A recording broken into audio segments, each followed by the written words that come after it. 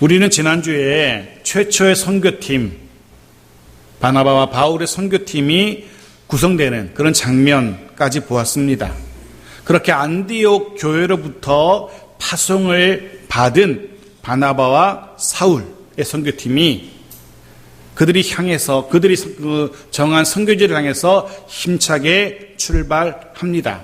역사적인 최초의 선교팀이 향한 역사적인 최초의 선교지 어디입니까? 4절 말씀 보십시오. 같이 읽겠습니다. 시작. 두 사람이 성령의 보내심을 받아 실루기아에 내려가 거기서 배 타고 구브로에 가서, 그들이 배를 타고 가장 먼저 도착한 선교지 바로 구브로 섬입니다. 아시는 것처럼 구브로 섬은 바나바의 고향, 이 선교팀의 선교팀장이라 할 수 있는 바나바의 고향이기도 합니다. 여기에 첫 발을 디딤으로써 이제 2년 정도의 선교 여행이 시작되는 겁니다. 이 구브로 섬이 가장 먼저 시작된 선교지라는 것이 참 흥미롭습니다.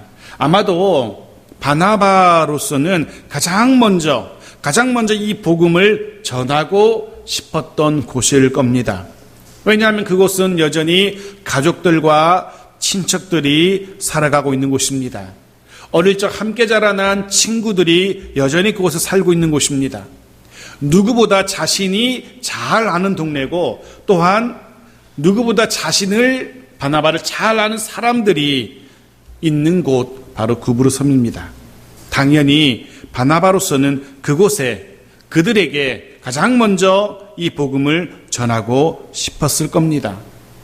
아마 우리도 동일한 마음일 겁니다. 내가 누리고 있는 이 생명, 영원한 생명, 내가 누리고 있는 이 참된 평안의 소식, 주님의 위로하심과 주님의 도우심의 이야기들을 누구에게 먼저 전하고 싶겠습니까? 우리에게 가장 가까운 가족들, 친척들, 친구들, 그들에게 이 생명에 대해서 이 소식을 전하고 싶을 겁니다.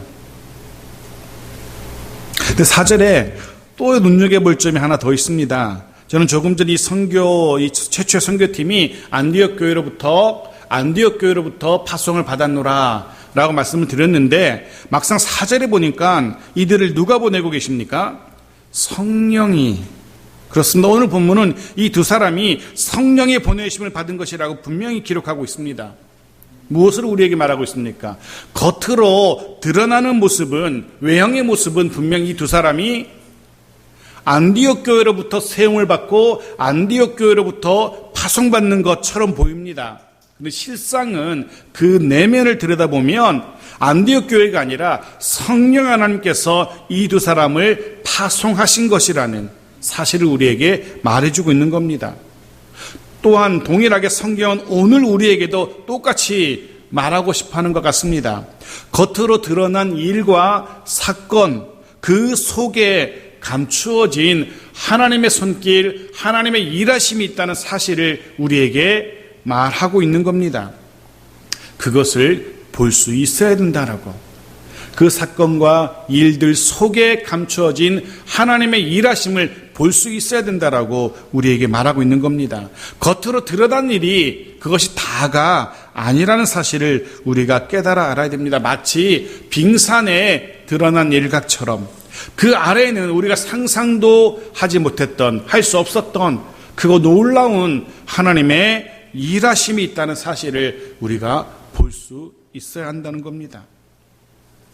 그런 하나님의 숨겨진 일하심을, 손길을 보지 못한다면, 그리고 그저 겉으로 드러난 모습만 바라본다면 때로 답답함을 느낄 수밖에 없습니다.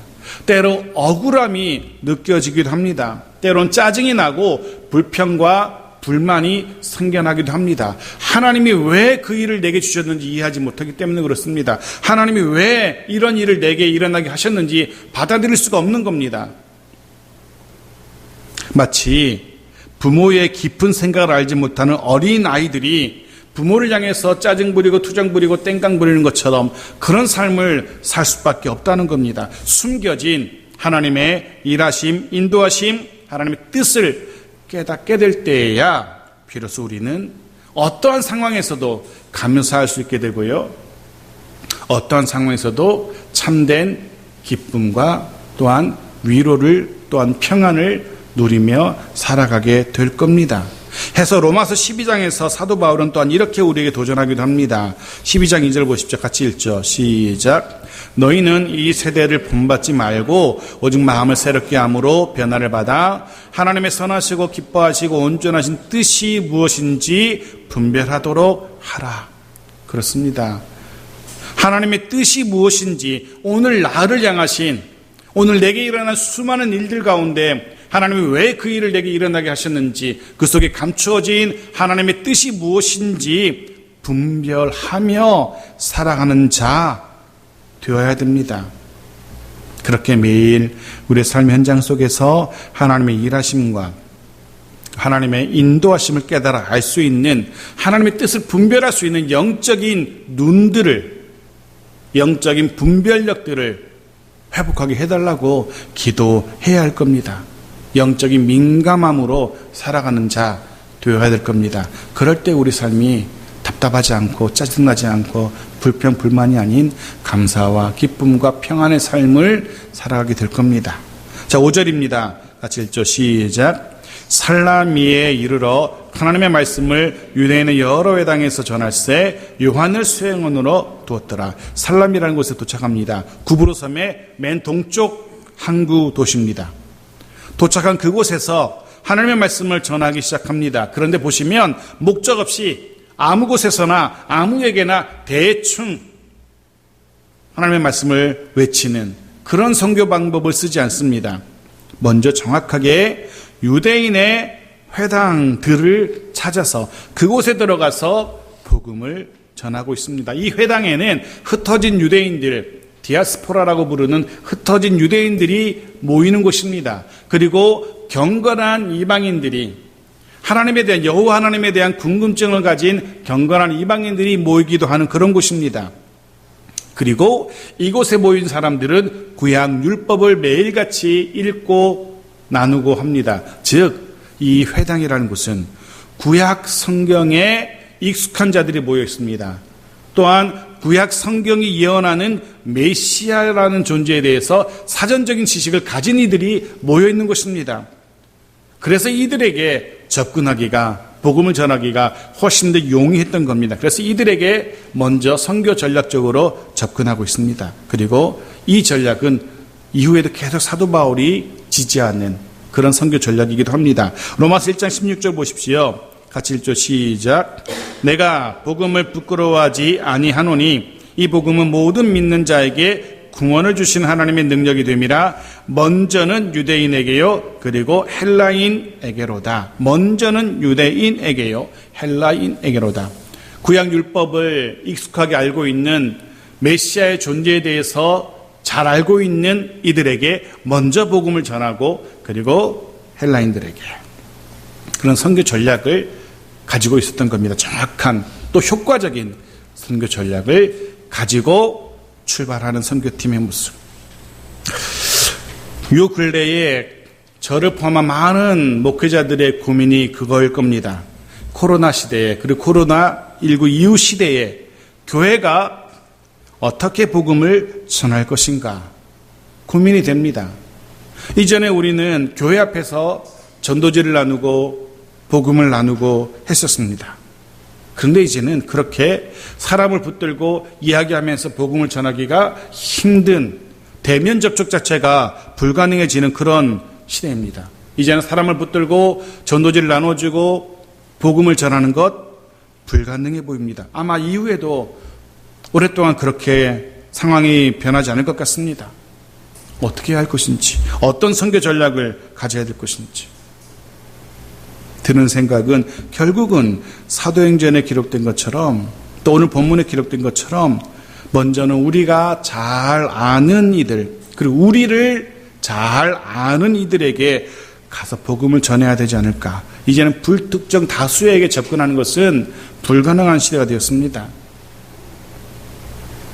이 선교팀이 우리에게 보여주는 가장 효과적이고 가장 실제적이고 또 가장 오래된, 그러면서 검증된 전도의 방법, 나를 잘 알고 내가 잘 아는 이들에게 복음을 전하는 것. 근데 사실은 이거 쉽지 않습니다. 실제로 도전해 보신 분들은 알 겁니다. 사실 잘 모르는 이들에게 다가가서 복음을 전하는 게 훨씬 더 편합니다. 마음도 부담이 없고요. 모르는 이들이기 때문에. 그런데 우리를 잘 아는 이들이기 때문에 또 내가 잘 알기 때문에 오히려 복음을 전하기가 더 불편하고 부담이 됩니다. 나를 너무나 잘 알기 때문에.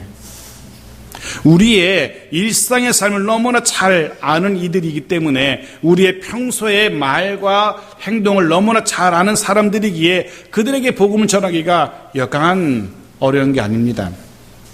왜냐하면 그들이 속으로 그렇게 대답할 게 뻔하기 때문에 너나 제대로 믿으세요라고 말할 것 같기 때문에 그들에게 다가가기가 불편합니다. 그래서 바라기는 이제는 우리가 잘 아는 이들에게, 나를 잘 아는 이들에게 복음을 능히 전할 수 있는 그런 우리 모두가 되었으면 좋겠다라는 생각을 하게 되었습니다. 나를 잘 알기에, 내가 또 그들 잘 알기 때문에 오히려 더 편안하게 다가가서 내가 아는 예수 그리스도 그 생명의 복음을 전할 수 있는 우리 모두가 되어지길, 그런 삶을 살아갈 수 있기를 간절히 소원합니다. 자, 그런데 오늘 본문에 보면 이 선교팀에 한 사람이 더 있음을 우리에게 알려주죠. 바로 요한이라는 사람이 한 사람 더 있음이 밝혀집니다. 마가 요한을 말합니다. 골로새서 4장 10절을 보면 이 사람이 누구인지 설명해줘요. 같이 읽죠. 시작. 나와 함께 갇힌 아리스타고와 바나바의 생질 마가와 이 마가에 대하여 너희가 명을 받았으니 그가 이르거든 영접하라. 이 마가라고 불리던 요한 누구냐면 다른 사람이 아니라 바나바의 조카, 생질 조카였어요. 해서 아마도 이 선교팀장이라 할 수 있었던 바나바가 자신의 조카를 선교팀에 합류시켰던 것 같아요. 이 사람 마가라 불리는 요한에 대해서는 다음 주에 좀 더 자세히 이야기를 하도록 하겠습니다. 자, 6절입니다. 같이 읽죠. 시작. 온 섬 가운데로 지나서 바보에 이르러 바에수라는 유대인 거짓 선지자인 마술사를 만나니 동쪽의 구브르 섬을 출발해서 섬을 횡단해서 서쪽 항구 도시 바보에 도착합니다. 이름이 참 그렇긴 한데 바보. 이곳이 사실은 이 섬의 중심지입니다. 왜냐하면 이곳에 로마 총독이 머무는 관저가 있었고요. 또한 이곳에 헬라인들이 섬기던 여신 아프로디테 신전이 있기도 했습니다. 즉 정치적으로, 행정적으로, 종교적으로 바로 이 바보라는 도시가 구브로섬 전체의 수도, 중심지라고 할 수 있는 겁니다. 이제 이곳에서 바나바와 바울이, 사울이라 불리는 바울이 본격적인 선교 사역을 감당하려 합니다. 그런데 이곳에서 또 다른 한 사람이 등장합니다. 한 사람을 만나게 됩니다. 누굽니까? 바예수라 하는 유대인 거짓 선지자. 설명이 좀 길죠. 먼저 바예수라는 사람입니다. 바예수라는 이름은 바예수. 이 바라는 것은 누구누구의 아들이라는 이런 의미를 가지고 있어요. 이름을 지을 때 당시 유대인들은 누구누구의 아들이라는 그런 식으로 이름을 많이 지었어요. 유럽에도 뭐 그레고리 2세라고 2세 붙이는 것처럼 바는 그런 뜻입니다. 누구누구의 아들. 예를 들면 눈을 뜨게 된 바디메오. 예수님이 말씀하시니 바디메오가 눈을 떴다니 그 바디메오는 무슨 뜻이냐면 디메오라는 사람의 아들이라는 그런 이름을 가지고 있어요. 바는 그런 뜻입니다. 그렇다면 이 바예수는 예수라는 사람의 혹은 호세아, 여호수아라는 사람의 아들이라는 사실을, 즉 그 아버지가 누군지 짐작하게 합니다. 그리고 성경은 이 사람에 대한 또 다른 정보도 우리에게 제공합니다. 그는 거짓 선지자이며 그리고 마술사였다라고. 우리는 이미 사마리아 성에 있었던 또 다른 마술사 시몬이라는 사람에 대해서 이미 우리가 살펴봤잖아요. 마술사가 어떤 존재인지 보았습니다. 잠시 복습점에서 한번 살펴보겠습니다. 성경이 말하는 마술 혹은 마술사는 샤머니즘 비슷한 이교적인 행위를 하는 사람을 말해요. 해서 우리는 이 바에수라는 사람이 그런 여러 신의 이름을 빌어서 점을 치거나 신비한 현상을 일으키는 초자연적인 현상을 보여주는 그런 사람, 우리로 말하면 박수무당 정도 될 겁니다. 뭐 직접 보지 못했지만 어릴 때 본 기억은 있는데 정확하게 기억을 못해요. 제가 초등학교 때 그 집 앞에 바로 박수무당이 살았었는데 직접 보지는 못했지만 들리는 얘기는 뭐 작두 위에도 올라간다 막 그런 소문도 퍼지고 막 그랬어요. 봉천동에 오래 사신 분들은 들었을지 모르겠는데 옛날 소금 공장이 있었어요. 이 동의 옆에 소금 공장 그 옆에 큰 그런 무당이 있었어요. 유명한 무당이면서 유명하기는 그런 뭐 칼 위에도 올라가고 뭐 칼을 물기도 하고 그런 작두 위에도 올라가고 막 그런다라고. 초등학교 때 굉장히 무서웠었는데 그런 초자연적인 일들 실제로 하는 사람이 있거든요. TV에도 나오잖아요. 아마 이 바이수라는 사람은 그런 사람이었던 것 같아요. 그런데 또한 이 사람은 유대인이었어요. 여호와 하나님의 존재를 알고 있는 사람입니다. 그런 까닭에 여호와 하나님의 이름도 빌어서 여러 잡신들의 이름을 빌어서 신비한 일도 일으키면서 또 여호와 하나님의 이름도 빌어서 거짓 예언까지도 하는 거짓 선지자 노릇도 하는 온갖 종교가 짬뽕된 흔히 말하면 종교 사기꾼이라고 할 수 있을 겁니다. 그런데 7절 말씀 보십시오. 같이 읽죠. 시작. 그가 총독 서기오 바울과 함께 있으니 서기오 바울은 지혜 있는 사람이라 바나바와 사울을 불러 하나님의 말씀을 듣고자 하더라. 그런 신의 능력을 빌어서 초자연적인 현상을 일으키는 이 바예수가 이 구브로 섬을 다스리는 총독 서기오 바울 곁에서 큰 영향력을 행사하고 있었던 겁니다. 역사는 이 사람 구브로 섬의 총독이었던 서기오 바울의 원래 이름도 기록하고 있어요. 역사에 기록되어 있습니다. 세르기오스 파울로스라고 이름이 기록되어 있습니다. 로마 원로원의 가장 높은 로마 원로원의 회원이면서 로마의 초엘리트 관리였다라고 기록하고 있어요. 이런 사람이 로마의 최고의 학벌을 자랑하는 엘리트 관료였던 이 사람이 어쩌다가 종교 사기꾼에게 마음을 빼앗기고 만 겁니다. 얼핏 생각하면 참 이해가 되지 않습니다. 누구보다 지혜롭고 누구보다 똑똑한 사람이 이런 말도 되지 않는 샤머니즘에 마음을 빼앗겨서 현혹되고 있었던 겁니다. 그런데 요즘도 그렇지 않습니까? 요즘도 이해되지 않는 일들 많잖아요. 지난 대구 신천지 교회의 코로나 사건을 통해서 연루된 수많은 사람들, 대학교 교수, 그 지역의 방역을 책임지는 의료인, 법조계 사람들, 심지어 고위 공무원들, 심지어는 정상적인 신학을 공부한 목회자들까지도 신천지 이단에 빠져 있었던 것 우리가 보지 않았습니까? 이해가 되지 않습니다. 그러나 실제로 그런 일들이 일어납니다. 초대교회 당시에도 그런 일들이 있었던 겁니다. 여러분 아실 겁니다. 기억하실 겁니다. 베드로에게 혼쭐이 났던 사마리아 성의 마술사 시몬. 성경의 기록은 그 시몬에게 그 사마리아 성의 모든 사람들이 마음을 빼앗겼었다라고 그렇게 기록하고 있습니다. 마찬가지입니다. 이곳 구브로 섬의 총독 서기오 바울도 또 수많은 사람들도 악령에 사로잡혀서 점을 치기도 하고 신비한 현상을 일으키는 이곳 바보의 마술사에게 마음을 빼앗기고 있었어요. 그런데 다행스러운 것은 이 총독은 성경이 이렇게 기록해요. 지혜 있는 사람이라 라고 기록해요. 여기서 말하는 지혜 있다는 표현은 신중하다 혹은 총명하다라는 그런 의미의 표현입니다. 비록 그런 초자연적인 현상, 점치는 능력 이런 것을 바라보면서 그에게 마술사에게 현혹되고 휘둘리고는 있었지만 그의 총독의 마음속에는 해결되지 않는 물음표가 늘 존재했다는 겁니다. 그래서 그가 바나바와 사울을 따로 불러서 헬라의 신이 아닌 다른 신 여호와 하나님의 말씀을 듣고자 합니다. 바예수로는 해결되지 않는 영적인 갈급함이, 갈증이 그의 속에 있었던 겁니다.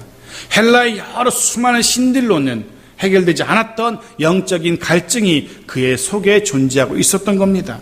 영적인 목마름이 여전히 그에게 있었던 겁니다. 모든 인생이 그런 것 같습니다. 겉으로는 아무 문제 없이 남부럽지 않은 삶을 살아가는 것처럼 보이지만 그 속에는 해결되지 않는 그런 문제들을 다 안고 살아가는 것 같습니다. 크고 작은 문제들 다 안고 살아갑니다. 드러나는 모습은 멀쩡해 보여도 그 내면은 목마름으로 인해서 메말라가고 시들어가고 죽어가고 있는 수많은 영혼들, 인생들, 가정들이 있다는 사실을 우리가 기억할 필요가 있습니다. 우리가 생명의 복음, 그 생명수를 들고 세상으로 들어가야만 하는 이유가 바로 여기 있습니다. 진리를 발견하지 못한 채 어둠 속에서 사망의 길을 걷고 있는 그들에게 진리의 빛을 비춰줘야 됩니다. 해결되지 않는, 그 무엇으로도 해결되지 않는 영적인 목마름으로 메말라가고 시들어가고 죽어가고 있는 그들에게 생명이 물이신, 생명수이신 예수 그리스도를 전해야 되기 때문에 저 여러분이 이곳에, 이 땅에 존재하는 겁니다. 주님께서 우리를 이 땅에 남겨두신 이유가 바로 그겁니다. 또한 그것이 우리가 이 세상에서 감당해야 될 사명이기도 하고요. 세상 속으로 들어가서 영적인 목마름으로 허덕이는 그들에게 생명수이신 예수 그리스도를 건네줄 수 있는 우리 모두가 되어지기를 간절히 소원합니다. 자, 이제 8절입니다. 같이 읽죠. 시작. 이 마술사 엘루마는 이 이름을 번역하면 마술사라. 그들을 대적하여 총독으로 믿지 못하게 힘쓰니. 엘루마는 그 단어 자체가 마술사라는 그런 뜻이에요. 해몽가를 뜻하는 아람어 할로마를 그냥 음력한 단어에 불과합니다. 마술사라는 뜻이고요. 이 사람이 바나바와 사울을 불러서 총독이 이야기를 들으려고 했는데 그것을 믿지 못하도록 온갖 수단과 방법을 다 동원해서 총독이 믿지 못하도록 힘을 씁니다. 이유가 무엇일지 우리는 분명합니다. 바나바와 바울의 이야기를 통해서 바예수의 이야기가 거짓이었다는 사실이 드러날 것이기 때문에, 자신의 이야기가 거짓이라는 것이 드러날 것이기 때문에 막는 겁니다. 자신이 거짓 선지자라는 사실이 드러날 것이기 때문에, 자신은 그저 종교 사기꾼에 불과하다는 사실이 백일하에 드러날 것이 뻔하기 때문에 총독이 그들의 말을 듣는 것 방해하고 있습니다. 세상의 이치가, 하나님이 정하신 이치가 그런 것 같습니다. 거짓은 분명 언젠가는 결국은 드러나게 되어 있습니다. 아무리 꽁꽁 숨겨도 결국은 드러나기 마련입니다. 결국 신천지 이만희 씨도 결국 구속 기소되지 않았죠? 구속 기소됐지 않아요? 그죠? 뭐 지금 막 30만의 신천지가 들고 일어난다 하지만 그의 거짓말이 백일에 드러날 겁니다. 이 바예수의 거짓도 곧 드러날 겁니다.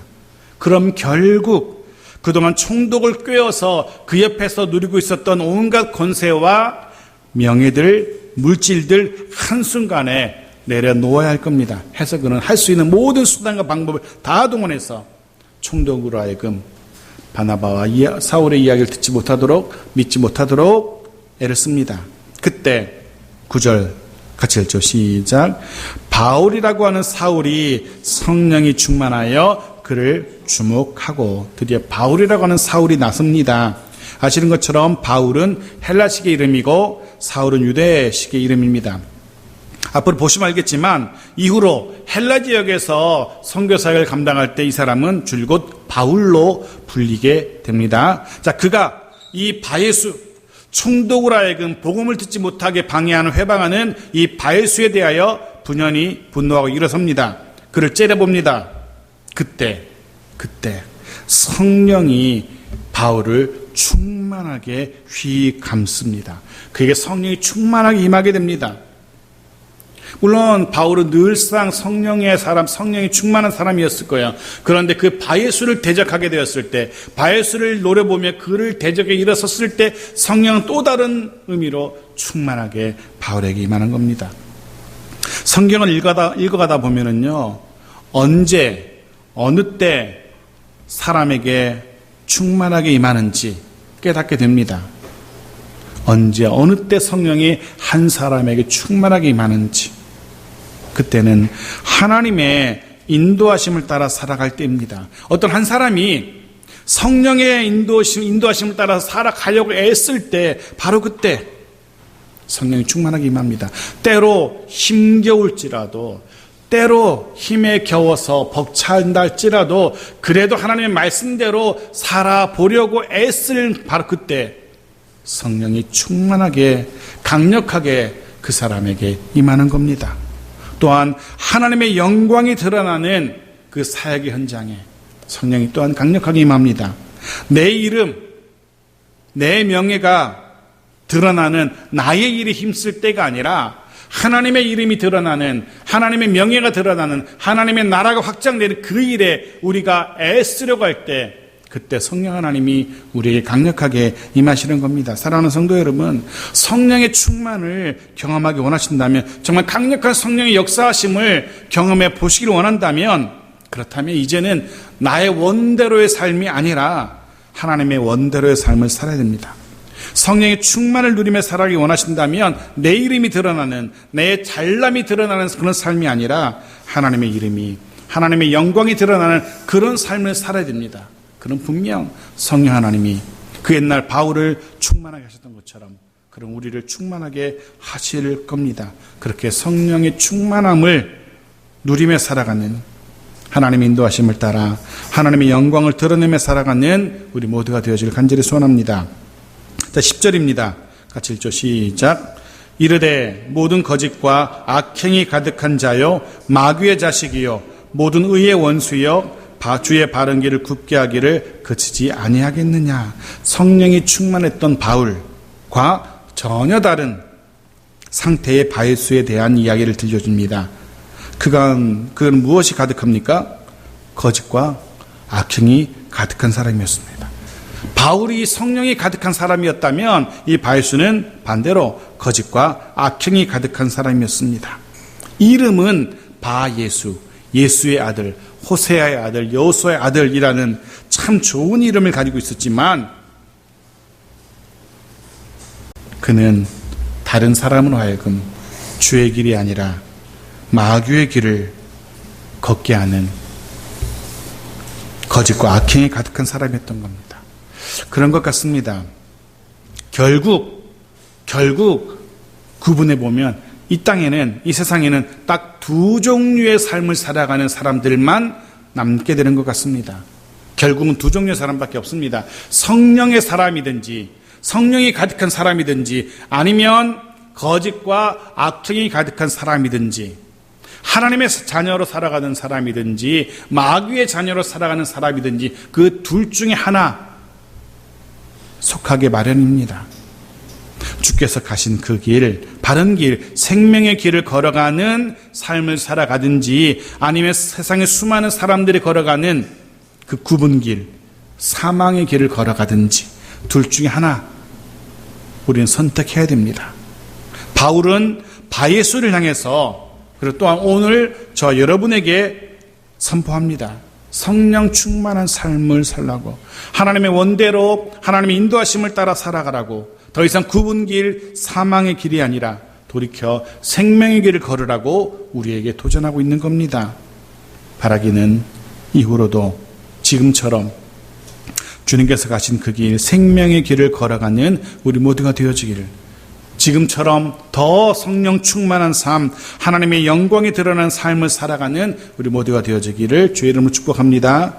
자, 11절입니다. 같이 읽죠. 시작. 보라, 이제 주의 손이 내 위에 있으니 내가 맹인이 되어 얼마 동안 해를 보지 못하리라 하니 즉시 안개와 어둠이 그를 덮어 인도할 사람을 두루 구하는지라. 바예수에게 주의 손이 임합니다. 여러분 기억하실 겁니다. 주의 손이 임하는 사람에게는 딱 두 종류의 일만 일어납니다.